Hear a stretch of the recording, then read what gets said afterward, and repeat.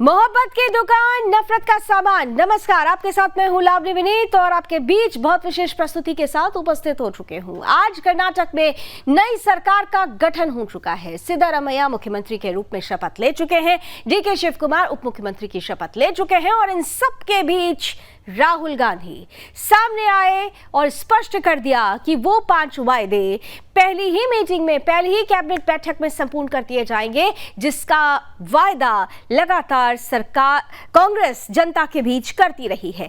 लेकिन इन सब के बीच राहुल गांधी ने कहा कि नफरत हारी, मोहब्बत जीती। मोहब्बत की दुकान चल पड़ी, नफरत का बाजार बिखर गया।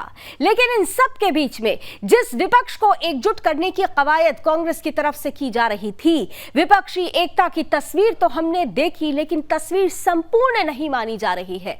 मोहब्बत की इस दुकान में भी चंद ऐसे बड़े विपक्षी नेता थे, विपक्षी चेहरे थे जो नजर नहीं आए। और अगर ये परिस्थिति बन रही है तो 2024 में क्या ये तस्वीर कांग्रेस के लिए अब भी चुनौती खड़ी कर रही है? क्या भारतीय जनता पार्टी के लिए राह आसान हो चुकी है, या फिर जो थर्ड फ्रंट की बात हो रही है, वो थर्ड फ्रंट एक नए तरीके से उभरता हुआ सामने आने वाला है? ये तमाम सवाल आज के इस कार्यक्रम में होंगे। इन सवालों का जवाब ढूंढने की कोशिश की जाएगी आज के अतिथियों के साथ। कुछ ही देर में कराऊंगी उनसे आपका परिचय, लेकिन सबसे पहले आज की ये टीजर रिपोर्ट।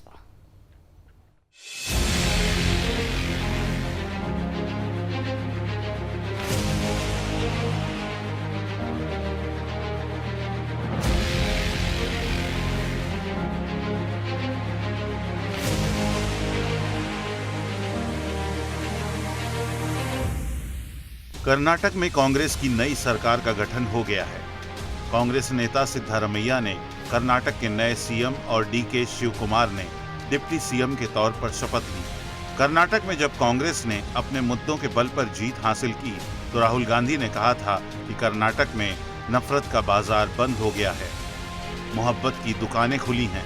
लेकिन उस समय राहुल गांधी ये बताना भूल गए कि उनकी इस दुकान में नफरत का सामान मिलेगा। ऐसा हम इसलिए कह रहे हैं कि जैसे ही कांग्रेस ने कर्नाटक में जीत प्राप्त की तो उसके तुरंत बाद ही कांग्रेस के समर्थक सड़कों पर उतरकर पाकिस्तान समर्थित नारे लगाने लगते हैं। कहीं कोई कांग्रेस की जीत पर बीफ खाने को लेकर ट्वीट करता है। इतना ही नहीं, कहीं कहीं तो जानकारी ये भी आई है कि कांग्रेस समर्थक पार्टी की जीत पर इतने उत्तेजित हो गए कि दंगे और हिंसा होते होते बची। लेकिन फिर भी राहुल अपनी मोहब्बत की दुकान चलाने में व्यस्त हैं और अब इस मोहब्बत की दुकान को विदेश में खोलने की भी तैयारी कर चुके हैं, जिसके परिणाम भी जल्द सामने आएंगे। लेकिन अभी सवाल कर्नाटक को लेकर है कि क्या कर्नाटक में हार से बीजेपी का मिशन साउथ कमजोर पड़ेगा? क्या कर्नाटक की हार का असर 2024 के आम चुनाव पर भी पड़ेगा? क्या इस हार से गौहत्या के विरुद्ध और एंटी कन्वर्जन कानून भी खटाई में पड़ेगा? क्या यूसीसी खटाई में पड़ जाएगी और धर्म के नाम पर मुस्लिमों को आरक्षण फिर से दे दिया जाएगा? Bureau report, Sudarshan news.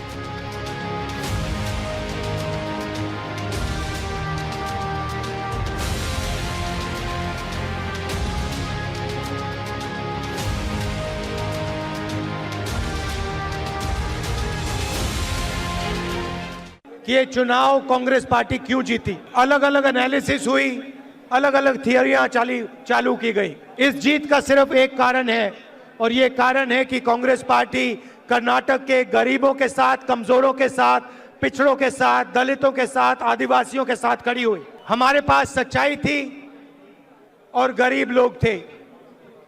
BJP के पास धन, दौलत, पावर, पुलिस, सारा कुछ था और उनकी सारी की सारी ताकत को कर्नाटक की जनता ने हरा दिया। उनके भ्रष्टाचार को हरा दिया, उनकी नफरत को हरा दिया। जैसे हमने यात्रा में कहा था, नफरत को मिटाया, मोहब्बत जीती। नफरत के बाजार में कर्नाटक ने लाखों मोहब्बत की दुकानें खोली हैं।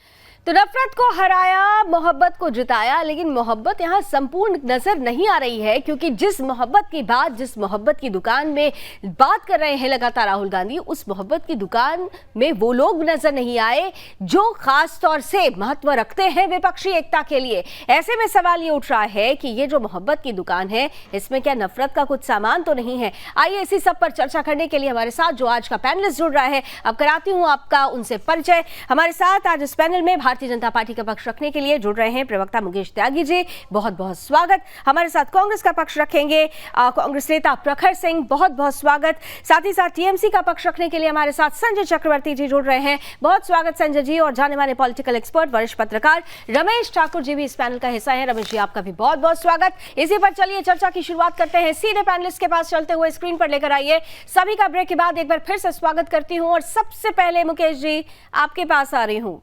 मुकेश जी, मुझे सुन पा रहे हैं आप?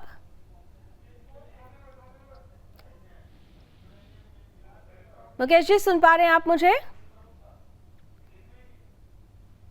मुझे लगता है मुकेश त्यागी जी तक हमारी आवाज नहीं पहुंच रही है। शुरुआत में उनसे करना चाहती थी, लेकिन प्रखर जी चलिए आपके पास आ जाती हूं। महत्वपूर्ण है, राहुल गांधी ये कह रहे हैं कि उन्होंने मोहब्बत की दुकान आप लोगों ने खोल दी है, नफरत हार गई है, नफरत का बाजार बंद हो गया है। लेकिन मोहब्बत की संपूर्णता तो तब मानी जाती है जब हर कोई मिलकर रहे, हर कोई साथ नजर आए। लेकिन आज तो बहुतों का साथ नजर नहीं आया, वो भी साथ नहीं दिखे जिनको आप लोगों ने आमंत्रण दिया, उन्होंने भी मोहब्बत की दुकान से दूरी बना ली, अपना रिप्रेजेंटेटिव भेज दिया। मैं ममता बनर्जी की भी बात कर रही हूँ और उद्धव ठाकरे जी की भी बात कर रही हूँ। A kind of foundation for the Indian प्रखर जी, So once we have laid on the foundation, the next logical step would be to build pillars on this particular foundation, right? प्रखर जी की आवाज मुझ तक नहीं आ रही है, I'm sorry. On the pillars on the last year's budget foundation. So to large extent, this year's budget is a प्रखर जी, क्या आप मुझे सुन पा रहे हैं? year's budget. For example, this year's budget has focused upon a concept. मुझे लगता है शायद ऑडियो की कोई प्रॉब्लम हो रही है। पैनल किसी कहीं और का ऑडियो हमारे स्टूडियो में और स्क्रीन पर चल रहा है, थोड़ा ध्यान दीजिए। प्रखर जी, अभी प्लीज आप अपनी बात कंटिन्यू कीजिए। प्रखर जी, प्लीज बोलिए।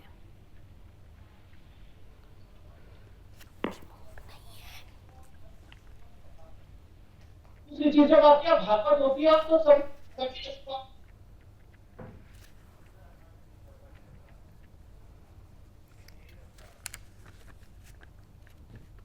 आई एम सो सॉरी प्रखर जी, आपकी आवाज भी हम तक नहीं पहुंच पा रही है। रमेश ठाकुर जी, क्या आप मुझे सुन पा रहे हैं? Government presents a budget. Ramesh ji, क्या आप मुझे सुन पा रहे हैं?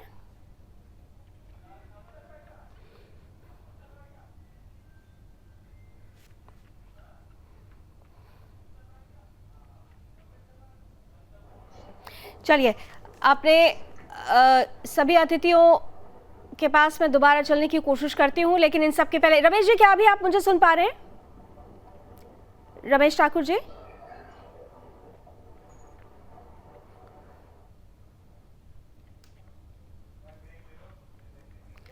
चलिए, मुझे लगता है शायद कोई टेक्निकल फॉल्ट है। हम सभी अतिथियों के पास जाने की कोशिश करते हैं, लेकिन उससे पहले देखिए तस्वीरें आपको एक बार फिर से आपने देखी कि किस तरीके का माहौल था। और ये देखिए विपक्षी एकता दिखाने की कोशिश उसके पहले जब सिद्धारमैया मुख्यमंत्री पद की शपथ लेते हैं, डीके शिव कुमार उप मुख्यमंत्री पद की शपथ लेते हैं, राहुल गांधी हाथ उठाकर दोनों को आगे करते हैं और ये दिखाने की कोशिश अब स्पष्ट रूप से कि एकता है, एकजुटता है। जिस कांग्रेस पर आरोप लग रहे थे कि अंदर मनमुटाव है, ऐसा कोई मनमुटाव नहीं है, एकजुटता नजर आ रही है। मिलकर लड़ना है, 2024 के मिशन को पूरा करना है। लेकिन इन सबके बीच विपक्षी एकता की जिस तस्वीर की बात लगातार की जा रही है, उस विपक्षी एकता की एक तस्वीर 2018 में भी नजर आई थी, लेकिन 2019 की तस्वीर कांग्रेस के लिए अच्छी नहीं रही। तो ऐसे में 2023 में ये जो विपक्षी एकता दिखाने की कोशिश की गई, जिसमें चंद बड़े चेहरे नदारद थे, क्या इसका इंपैक्ट 2024 पर नहीं पड़ेगा? इसी पर हम कर रहे हैं आज एक बड़ी चर्चा।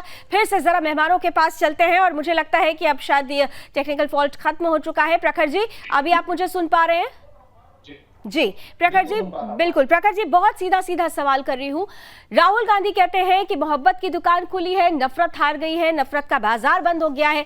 लेकिन मेरा सवाल तो था कि मोहब्बत की संपूर्णता तब मानी जाती है जब हर कोई मंच पर नजर आए, जब हर कोई गले से गले मिलाता, हाथ से हाथ मिलाता हुआ नजर आए।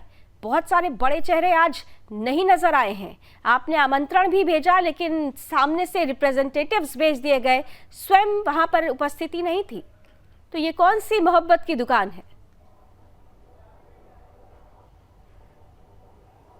प्रखर जी।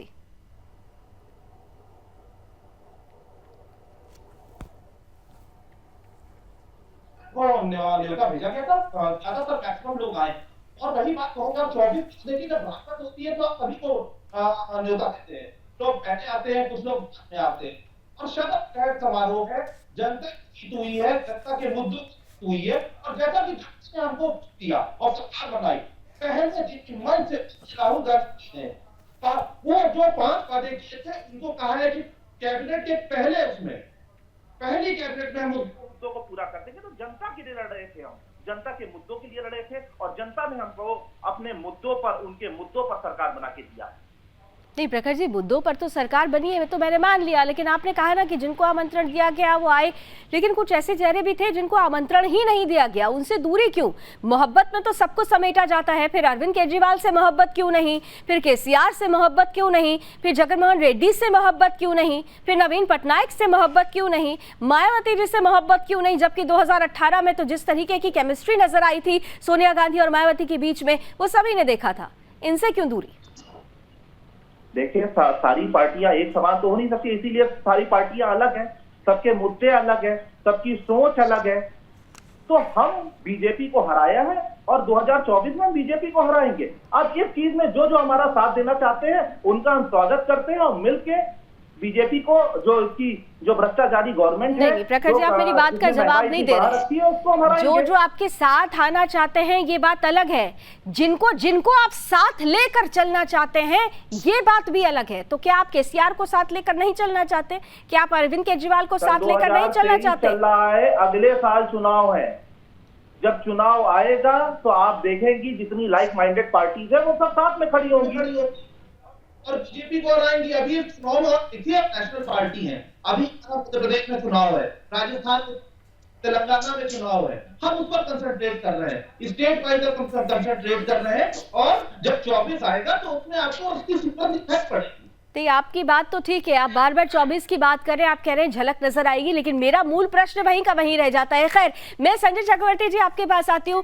प्रखर जी तो कह रहे हैं हमने तो मोहब्बत की दुकान खोली है, जो हमारे साथ आएगा हम साथ लेकर चलने वाले हैं, लेकिन उन्होंने ममता बनर्जी को साथ लाने के लिए आमंत्रण दिया। ममता बनर्जी ने क्यों मोहब्बत की दुकान से दूरी बना ली?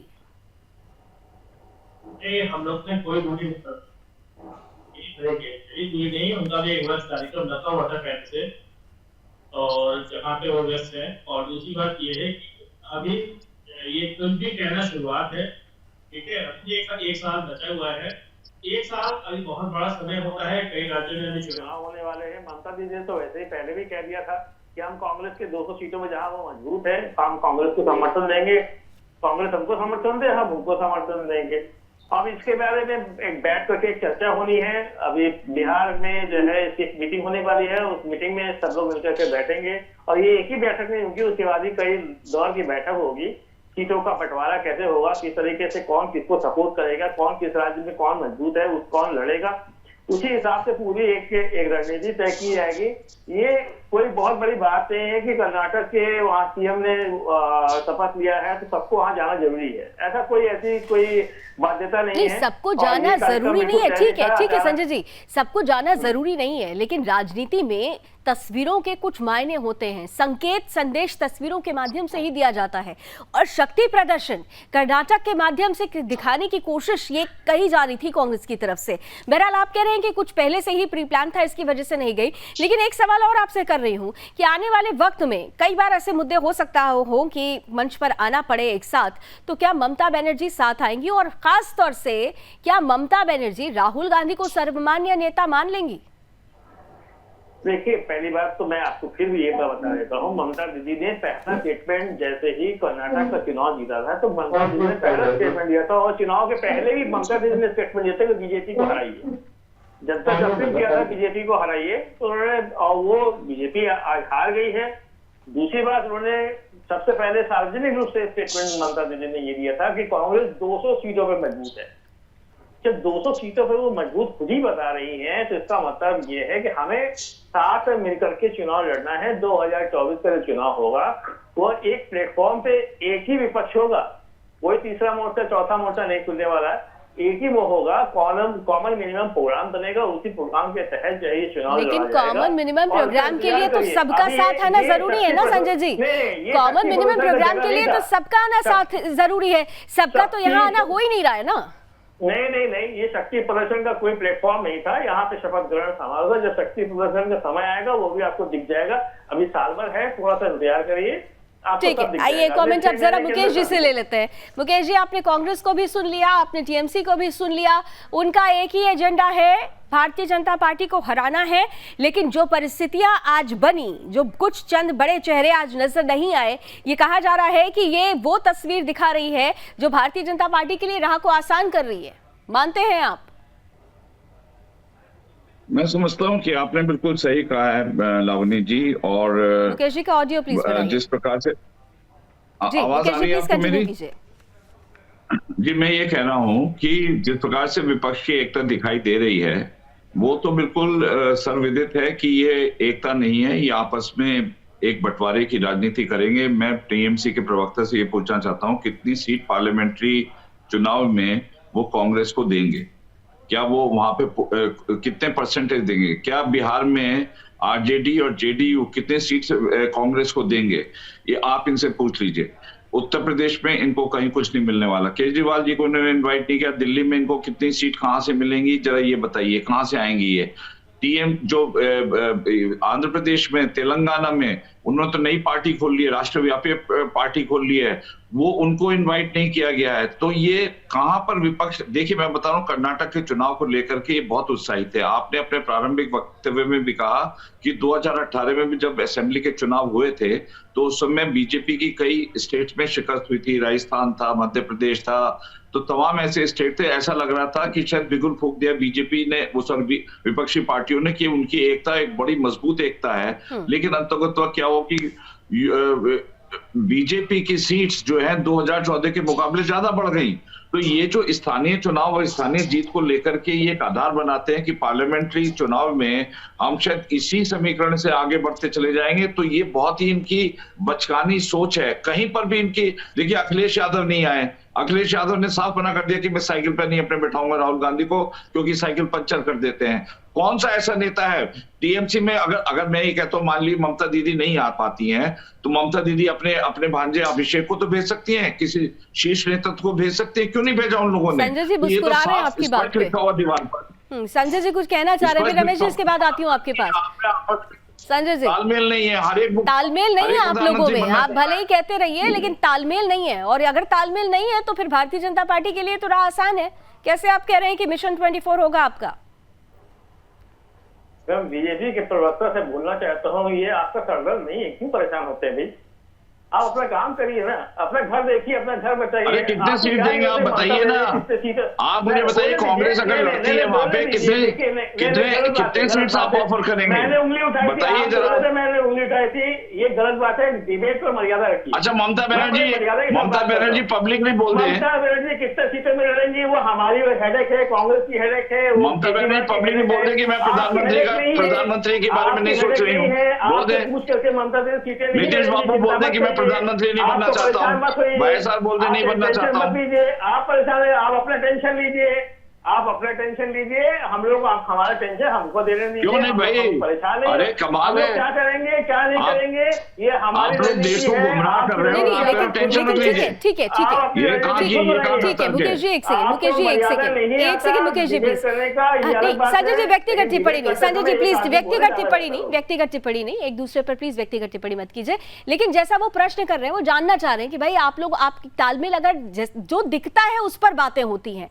अगर आज की तस्वीर में ममता बनर्जी नहीं दिखती हैं, तो ये स्वाभाविक सी बात है कि मन में ये प्रश्न आएगा। और ये प्रश्न किसी पॉलिटिकल पार्टी के मन में ही नहीं, ये आम जनमानस के मन में भी आ सकता है। ये बड़ा स्वाभाविक सा प्रश्न है, तो इसीलिए पूछा जा रहा है कि तालमेल बैठाने के लिए आप लोग कैसे क्या करेंगे? पहली चीज देखिए, पहली बात ये है कि जब तक किसी चीज को लेकर के बंटवारा, हम लोग ये नहीं कि एकदम से तुरंत कोई डिसीजन ले लेते हैं। हमारे यहाँ पे जब तक सारी चीजें एक साथ एक कॉमन मिनिमम प्रोग्राम नहीं बन जाता, उसके लिए अलग से रैली होगी, उसकी चिंता बीजेपी न करे, टेंशन मत लीजिए, सब कुछ होगा, थोड़ा सा इंतजार करिए। बातचीत चल रही है, बाकायदा नीतीश कुमार जी को ऑथराइज किया गया है, नीतीश कुमार जी हर पार्टी के साथ मिल रहे हैं, व्यक्तिगत रूप से मुलाकात। नीतीश कुमार जी ने तो व्यक्तिगत रूप से उन लोगों से भी बात की जिनको आमंत्रण नहीं दिया गया। व्यक्तिगत रूप से तो नवीन पटनायक जी से भी बात हुई थी, केसीआर से भी बात करने की कोशिश की गई थी, लेकिन परिस्थिति तो ऐसी नहीं बनी ना सर। से मिले हैं, अखिलेश यादव से मिले हैं, केसीआर से मिले हैं, सबसे मिले हैं। हाँ, लेकिन तस्वीरें एक जैसी नहीं आई, तस्वीरें एक जैसी नहीं आई ना। लेकिन संजय जी आएगी, इसीलिए चलिए ठीक है, आप कह रहे तस्वीर ऐसी आएगी। मैं बाकी के मेहमानों के पास फिर से आती हूँ, लेकिन उससे पहले जरा रमेश ठाकुर जी का एक आकलन समझ लेती हूँ। वरिष्ठ पत्रकार हैं, राजनीतिक विश्लेषक हैं। अब बहुत मायने होते हैं रमेश जी तस्वीरों के, और संकेत के माध्यम से संदेश देने की कोशिश की जाती है। मोहब्बत की दुकान खुल गई, नफरत का बाजार बंद हुआ, लेकिन तस्वीरों में संपूर्णता नहीं है। बहुत सारे लोग तो ये भी कह रहे हैं कि ये कौन सी मोहब्बत की बाजार है जहां पर कर्नाटक में चुनाव जीतते ही पाकिस्तान जिंदाबाद के नारे लगने लगते हैं। ये कौन सी मोहब्बत की दुकान है जहां पर कुछ बड़े चेहरे जिनका जिक्र बार बार हो रहा है उनको आमंत्रण ही नहीं दिया जाता है। तो ये कौन सी मोहब्बत की दुकान खुली है? रमेश जी देखिए राजनीति जी, दो सवाल है। पहला तो आपका ये है कि जो मंच सजा, उस मंच पे विपक्ष के कौन लोग आए कौन नहीं आए, ये बड़ा सवाल है और ये रुकना नहीं चाहिए। टीएमसी की जहां तक बात है, टीएमसी और कांग्रेस में थोड़ा सा कंफ्लिक्ट है। वो तब से है जब पश्चिम बंगाल में जब चुनाव हुआ था, तब उसके बाद में दोनों पार्टियों के अंदर तनातनी हुई थी, और तनातनी होना स्वाभाविक है। भाई कांग्रेस ने अलग चुनाव लड़ा, टीएमसी ने अलग चुनाव लड़ा, जबकि कभी अगर देखें अतीत में तो दोनों साथ में रहे, गठबंधन रहे, लेकिन वहां की जो दूरी थी, अब इस चुनाव को जीतने के बाद तक धीरे धीरे वो दूरी खत्म हुई है।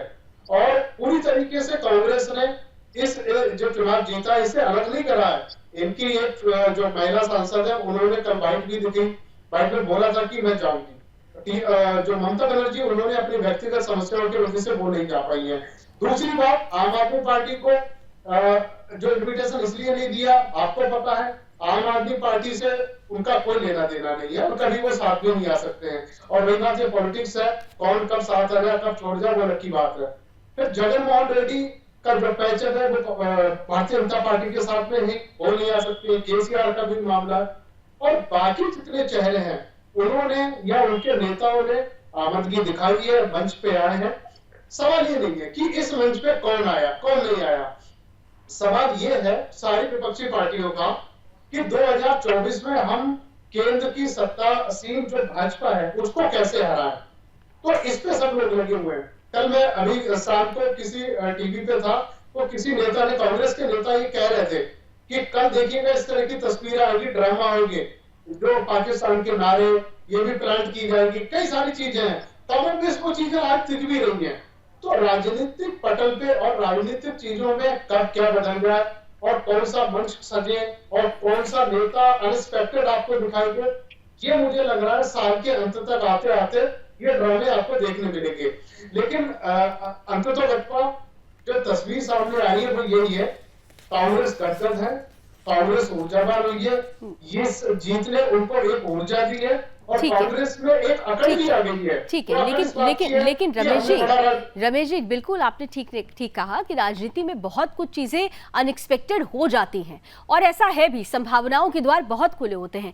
लेकिन तस्वीरें जो सामने आ रही हैं उससे इसलिए आकलन लगाया जा रहा है क्योंकि आप जिन चेहरों की बात हो रही है बार बार, अगर आप देखिए अखिलेश यादव, हालांकि ये हुआ कि उनकी ताई जी का निधन हो गया इसलिए वो वहां नहीं पहुंच पाए, लेकिन उनके चेहरे की उपस्थिति अगर होती तो आप देखिए उत्तर प्रदेश में 2019 के लोकसभा चुनाव की अगर बात की जाए 18% वोट परसेंटेज था।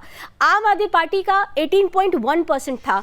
टीएमसी की अगर बात करते हैं, ममता बनर्जी के अकेले अगर हम वेस्ट बंगाल की बात करें तो 39.5% था। बीजेडी की अगर हम बात करते हैं तो 44% के आसपास था। टीआरएस जो अब नेशनल पार्टी बीआरएस के रूप में अपने आप को प्रोजेक्ट कर रही है 41.37%, बीएसपी 19.6%। यानी टोटलिटी एक अगर इन जनरल अगर देखें, क्योंकि आप वरिष्ठ पत्रकार हैं और पॉलिटिकल एक्सपर्ट भी हैं, इसलिए मेरा ये सवाल है कि टोटलिटी में अगर देखते हैं तो एक बड़ा वोट शेयर है जो इस पूरे मंच से गायब रहता है।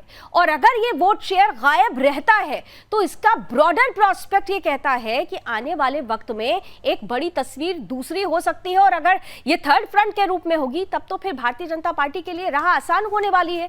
जिस मिशन को लेकर कांग्रेस कह रही है कि नहीं आसान नहीं होगी, लेकिन ये तस्वीर तो बीजेपी के लिए रास्ते को आसान कर रही है, मानते हैं आप? देखिए राजू जी, 2019 की तस्वीर को आपको कंपेयर करना पड़ेगा 2024 को। 2019 में कांग्रेस ने आगे बढ़ के एक स्ट्रेटेजी बनाई थी, सबको एक जगह लाने की कोशिश करी थी, तो अंततः गतवा क्या हुआ, उनकी पॉलिसी फेल होगी, कोई साथ आया नहीं। लेकिन इस बार 2024 के लिए कांग्रेस ने भी अपने पत्ते खोले नहीं है और ये तय हो गया है कि वो किसी भी छोटे दल को या क्षेत्रीय दल को, किसी नेता को मनाएंगी नहीं, अपने साथ के लाने की कोशिश नहीं करेगी, क्योंकि उन्हें चुनाव दर चुनाव अब जो बाहर का चुनाव उन्होंने जीता, कर्नाटक उन्होंने जीता, तो उनको ऊर्जा मिल गई है कि कोई अगर साथ आता है तो आए, वरना वो मनाने किसी को नहीं जाएंगे। और रही बात अखिलेश यादव की बात है, अखिलेश यादव इस मंच के चेहरा जरूर बनते हैं, 2-3 दिन तक ये टीजर थी, लेकिन उनके मिस हैपनिंग हो जाती है तो जाहिर सी बात है ऐसे में कोई भी नहीं आ सकता है। लेकिन जो जिस आंकड़े ने अभी आपने बताया प्रतिशत कि उस पार्टी के पास इतना वोट है, लेकिन मुझे लग रहा है ये अथावत नहीं है। 2019 में बिखरा और 2024 से पहले जितने भी ये विधानसभा के चुनाव हो रहे हैं वो बिखर जाए। और ये भी तय, अगर ये पार्टियां एक मंच पे आकर चुनाव लड़ती हैं तो मुझे लगता नहीं कि भाजपा को हरा पाएंगे। भाजपा अब एक बड़ी पार्टी बन चुकी है, एक कैडर पार्टी बन चुकी है, मजबूत पार्टी है, उनको हराने के लिए कांग्रेस एक नई स्ट्रेटेजी के साथ चल रही है, नई रणनीति के साथ चल रही है। इसमें अगर छोटा दल अगर कोई भी आनाकानी करेगा तो वो करने देंगे, उनको मनाने की कोशिश नहीं करेंगे। ठीक है मुकेश जी, एक नई ऊर्जा है कांग्रेस में, एक नई ऊर्जा है और इस नई ऊर्जा के तहत उन्होंने अपनी एक स्ट्रैटेजी तैयार कर ली है।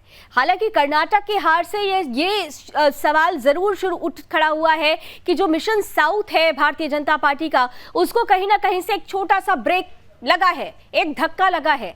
तो क्या आप मानते हैं कि ये धक्का लगना, इस पर ब्रेक लग जाना और कांग्रेस का नई ऊर्जा के साथ उठ खड़ा होना 2024 के लिए आपके लिए एक चुनौती खड़ा कर रहा है? प्रखर जी और मुकेश जी को आमने सामने कीजिए। देखिए, हमको तो ये बहुत ही आसान रास्ता दिखाई दे रहा है। जिस प्रकार से डेवलपमेंट हो रहे हैं पॉलिटिक्स में, हमको तो लग रहा है कि हमारी जो नंबर्स हैं वो 2019 के मुकाबले ज्यादा ही आएंगे। अब आप ये देखिए, कांग्रेस वेंटिलेटर पर था, बिल्कुल वेंटिलेटर पर था। उनको लास्ट में थोड़ी सी ऑक्सीजन की सप्लाई कर्नाटक के चुनाव के माध्यम से मिल गई है, लेकिन आप देखिए 2024 तक आते आते इनकी 1 साल की सरकार पूरी हो जाएगी। और जिस प्रकार से अंतर्द्वंद डीके शिव कुमार और सीतारमैया के बीच में है, मनभेद और मतभेद दोनों ही हैं, तो वो दोनों ही एक प्रकार से वहां पे एंटी इनकम्बेंसी फैक्टर इतना स्ट्रांग दिखाई देगा, जो कि मुझे लगता है भारतीय जनता पार्टी की स्थिति कांग्रेस में पार्लियामेंट्री चुनाव में और मजबूत कर देगी। तो जहां तक अभी इनके आपस में देखिएगा जिस प्रकार से द्वंद्व होने वाले हैं, किसको कौन सा पोर्टफोलियो चाहिए, किसको नहीं मिला। छत्तीसगढ़ वाले हालात, राजस्थान वाले हालात कहीं कर्नाटक में ना हो जाए। जरा मुझे 1 मिनट मुझे बोलने दीजिए, मैं आपको थोड़ा बता रहा हूँ। राजस्थान के अंदर आप देखिए किस प्रकार से सचिन पायलट और अशोक गहलोत के बीच में लड़ाई झगड़ा चल रहा है। पंजाब में इनका सुपड़ा बिल्कुल साफ हो चुका है, दिल्ली में इनकी कोई स्थिति नहीं है। नॉर्थ ईस्ट इनके छोड़ के कर्नाटक में कोई गठबंधन दल रहने को तैयार नहीं है। साउथ का गेट ये बंद हो चुका कर्नाटक के बाद। क्या नहीं हमको दे रहे हैं, खुद के घर में आग लगी हुई है, पड़ोसी को आप देख रहे हैं। काम के नाम पर आपने 40% की भ्रष्टाचार वाली सरकार चलाई, आप दूसरे को बता रहे हैं की भ्रष्टाचार वाली सरकार।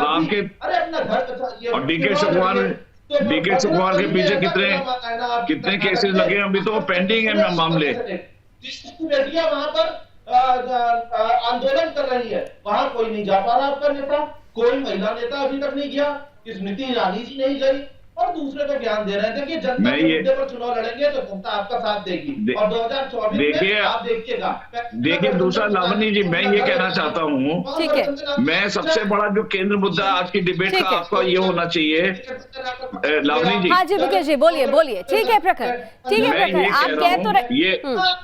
एक सेकंड प्रखर, एक सेकंड जरा मेरा एक 10 सेकंड जल्दी से मुकेश जी, 10 सेकंड जरा चुपचाप बोलने दीजिए। बोलिए। सबसे बड़ा मुद्दा देखिए ये है कि भारतीय जनता पार्टी और विपक्ष में सबसे बड़ा जो अंतर है, हमारे पास एक मजबूत प्रधानमंत्री का चेहरा 2024 का चुनाव के लड़ने के लिए। ये लोग अभी तक ये डिसाइड नहीं कर पा रहे हैं विपक्ष का नेता कौन होगा, प्रधानमंत्री का चेहरा विपक्ष का नेता सर्वमान्य नेता कौन होगा। प्रखर, ये महत्वपूर्ण देखिए मुद्दा है कि सर्वमान्य नेता कौन होगा। बीजेपी का तो क्लियर है ना वो चेहरा, ये नेता था। इसका जवाब नहीं है इनके पास, इसका जवाब नहीं है। राहुल गांधी बोल देंगे, उधर नीतीश कुमार कह रहे हैं, ममता बनर्जी चाहती हैं। आप बताइए ना कौन सा चेहरा आपका प्रधानमंत्री का।